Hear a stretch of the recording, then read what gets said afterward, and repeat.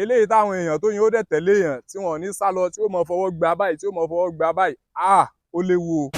Tí ẹ bá ti bẹ̀rẹ̀ sí ní fọwọ́ gbá oyin sọ́tún, ẹ bẹ̀rẹ̀ sí fọwọ́ gbá oyin sósì, ẹ ti declare war nìyẹn.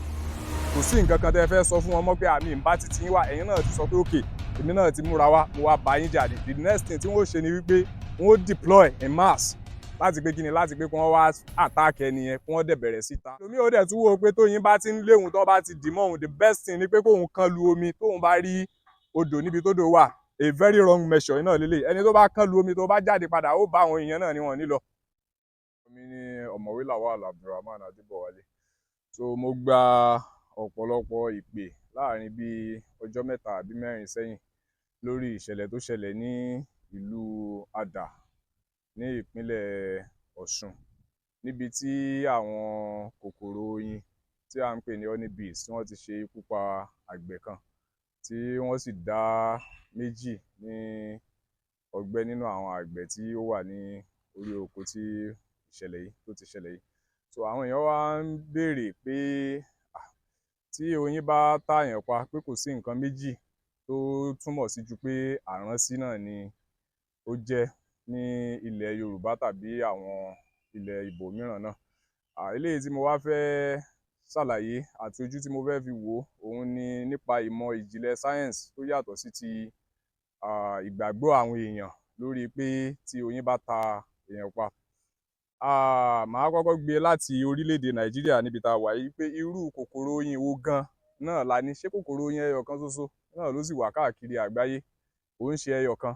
Eléyìí tá a ní ní agbègbè wa níbí báyìí òun náà ń pè ní Africanized honey bees, Apis mellifera adansonii, tí wọ́n dẹ̀ tún ń pè ní killer bees. Tẹ́yìn náà bá ti kọ́kọ́ wo orúkọ tí a sọ pé wọ́n ń pè wọ́n yìí pé killer bees, so wọ́n ní agbára àti ṣe kíni, àti ṣe ikú pa gbogbo nǹkan tó bá ń mí.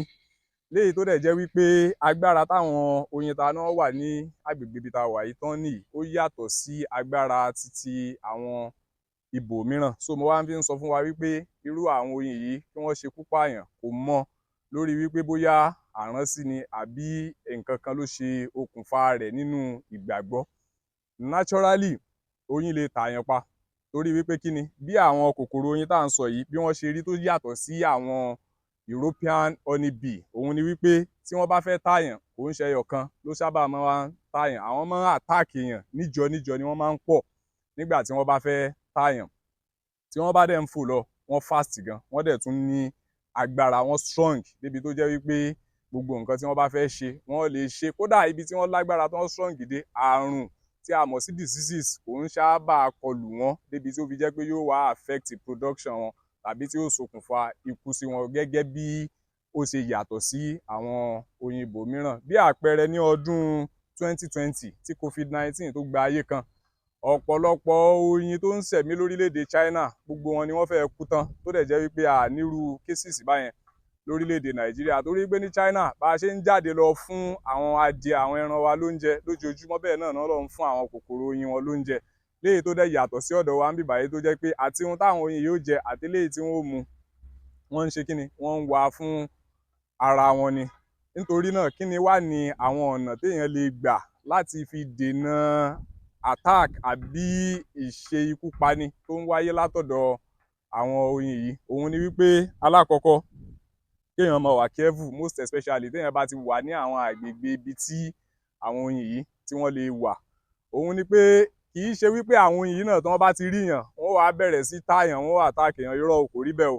Ìgbà tí èèyàn bá attack oyin tàbí tí àwọn oyin yẹn náà bá ní ìṣòro kan tí wọ́n ń dojúkọ lọ́wọ́lọ́wọ́ lẹ́sẹ̀kẹsẹ̀, ìgbà yẹn náà làwọn náà ó ṣe kíni, ni wọ́n ó attack èèyàn. Kódà ìgbà míì wà débi tó jẹ́ pé tẹ́ẹ̀ fi délé wọn, tẹ́ẹ̀ fi máa fọwọ́ gba báyìí, wọn ò ní fò, wọn ò ní ta yín, wọn ò ní ṣe nǹkan kan, torí wípé lásìkò ìgbà yẹn kò sí nǹkan kan tí wọ́n ń try láti defend àbí láti protect lásìkò ìgbà yẹn. Kí làwọn nǹkan tí wọ́n máa ń protect? Àwọn colony wọ́n máa ń protect oyin. Tí wọ́n bá ti produce oyin sínú ilé, wọ́n á protect ẹ̀, torí pé oyin tí wọ́n produce ara wọn náà produce ẹ̀ fún, wọn produce ẹ̀ fún èèyàn láti pé kó wá harvest ẹ̀ ká fi ṣe àǹfààní fúnra wa. Wọ́n máa ń protect brood.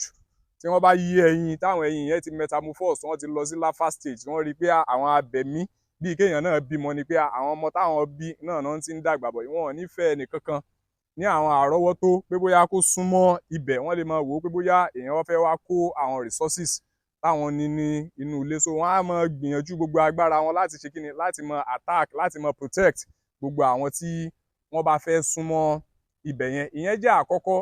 Tí a bá ti ń wà careful lórí ibi tá a bá ti rí àwọn oyin, pàápàá jùlọ tẹ́ bá ti rí àwọn oyin tó ń kàn ń fò lọ, tó ń fò bọ̀ with a very fast speed, èèyàn sì gbọ́dọ̀ ṣe kíni, èèyàn gbọ́dọ̀ wà extremely careful ní àwọn àkókò ìgbà yẹn. Téèyàn bá ti rí wọn bẹ́ẹ̀, tóyin yẹn ò tí ì rí yín, tí ò tí ì bẹ̀rẹ̀ sí lé yín, òun ni pé kéèyàn ṣe kíni, kéèyàn fara soko sẹ́gbẹ́ kan, kó rárá sá pamọ́, kó fi wá ọ̀nà tí ó gbà kúrò ní agbègbè ibi tí àwọn oyin yìí tí wọ́n bá wà.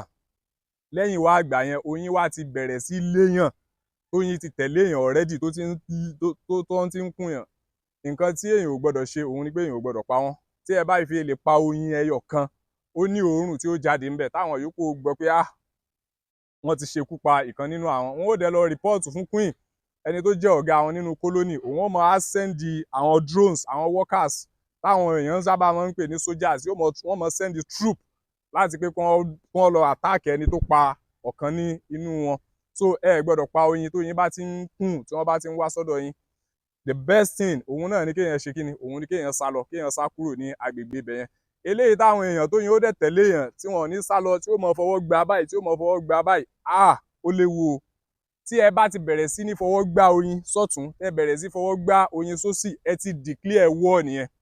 Kò sí nǹkan kan tẹ́ fẹ́ sọ fún wọn mọ́ pé àmì ń bá titi yín wá, ẹ̀yin náà ti sọ pé okay, èmi náà ti múra wá, mo wá bá yín jà ní. The next thing tí wọ́n ṣe ni wípé wọ́n deploy en masse láti pé kíni, láti pé kí wọ́n wá attack ẹni yẹn, kí wọ́n dẹ̀ bẹ̀rẹ̀ sí ta.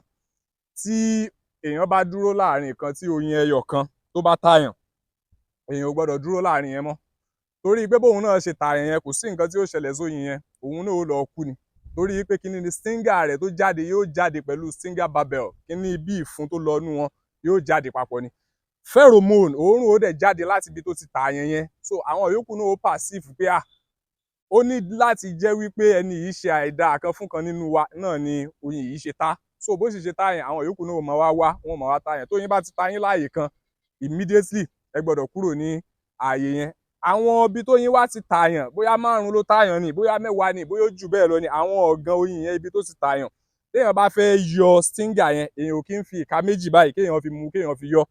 Tẹ́ bá ti ń fi ìka méjì yọ, venom tó kù nínú stinger yẹn, ẹ tún ti ń tẹ̀ sí ara ẹni yẹn. Èékánná báyìí, òun lẹ́ rárá fi scoop stinger yẹn jáde. Èèyàn lè lo ATM card àbí ID card, ẹ kàn rárá fi bẹ́ lẹ́gbẹ̀ẹ́ báyìí, òun lẹ máa fi yọ kúrò ní ibẹ̀. Àwọn ọ̀nà téèyàn máa ń fi tètè ń rí relief nígbà tí oyin bá tààyàn, òun ni eléyìí.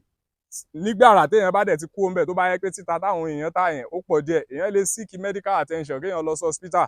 Téèyàn ò bá lọ sí hospital, ọṣẹ lásán pẹ̀lú omi ẹ lè fi fọ ojú àárín yẹn nù. Iyọ̀, téèyàn bá fi iyọ̀ náà sínú omi, tẹ́ bá fi fọ àárín yẹn, tẹ́ bá fi gbó dáadáa, yóò jẹ́ kí húhú tó hú kó tètè lọlẹ̀, yóò dẹ̀ jẹ́ kéèyàn tètè wà relieved fún títa tí àwọn oyin yẹn tààyàn. Pé oyin tààyàn pa, ìyẹn ò sọ wípé títa oyin kò láǹfààní, ó láǹfààní. In fact, ó wà nínú àwọn oògùn, natural oògùn tó dáa, tó dẹ̀ wọ́n jù ní gbogbo àgbáyé. Torí pé kíni, gbogbo àwọn àìsàn míì téèyàn wò pé bóyá àbí ò ní treatment ni àbí ò lóògùn, iná ni ìwádìí ti sọ fún wa wípé ìfi oyin tààyàn ní àwọn ààyè tó yẹ kéèyàn ti fi ta òǹtọ̀hún pẹ̀lú iye tó yẹ kéèyàn fi ṣe kíní yẹn, yóò mọ bring relief, tí ó dẹ̀ bring cure to different ailments. Bí àpẹẹrẹ àwọn tó ní stroke, wọ́n ń fi títa oyin, wọ́n fi ń treat ẹ̀. Even HIV, àrùn tí ò gbóògùn, wọ́n ń fi bee stings, apitherapy, ìmọ̀ kan ni tó dá dúró lọ́tọ̀. Gẹ́gẹ́ bí àwọn fíìdì kọ̀ọ̀kan ṣe wà lágbọ̀nrín ibì kọ̀ọ̀kan. Apitherapy yẹn bá ṣe ń fi oyin títa, bá ṣe fi ń treat ailments, odidi ìmọ̀ ni tó jẹ́ pé èèyàn lè lọ fún, téèyàn ó dẹ̀ máa ṣe ìwòsàn fún àwọn èèyàn láti bẹ̀. Kì í ṣe ìpínlẹ̀ Ọ̀ṣun nìkan ni oyin ti tààyàn pa. Ó ti ṣẹlẹ̀ láwọn ìpínlẹ̀ míì náà ní Nàìjíríà, ó ti ṣẹlẹ̀ lágbàáyé. Lénìí tí mò ń sọ̀rọ̀ yìí, over 1000 èèyàn iná ni àwọn oyin ti tapa tó wà lákọọ́lẹ̀. Over 1 ní 1 2 3 báyìí, over 1000 èèyàn náà lóyin ti tapa. Àìmọye villages lẹ́ lọ tí ìjàmbá oyin, bóyá nǹkan kọlù wọ́n, táwọn oyin ó dẹ̀ ta gbogbo àwọn ẹranko tó bá wà ńbẹ̀ tí wọ́n ta wọ́n pa. Ẹran ni, ẹyẹlé ni, bájá ṣe lóhùn ya wèrè tó strong tó, àwọn oyin máa ń ta wọ́n pa. Látàntorí pé kíni, bóyá ó bọ́ sásìkò ìgbà tí àwọn oyin yẹn náà ní problem pẹ̀lú ara wọn lọ́wọ́, ìgbà yẹn náà lèèyàn náà tún á lọ ṣe kíni, lèèyàn tún lọ ṣe àtakò sí ilé wọn. Bóyá wọ́n jùkò síbẹ̀ ni, bóyá wọ́n lẹ nǹkan kan síbẹ̀ ni, bóyá ilé wọn náà ló ṣubú fún rẹ̀, bóyá atẹ́gùn ló ré kèrèǹgbè oyin bọ́ látòkè tó fọ́ mọ́lẹ̀, tó wá jẹ́ pé déédéé ìgbà tó fọ́ mọ́lẹ̀ sí, dédé ìgbà yẹn lèèyàn wà ní irú àgbègbè yẹn.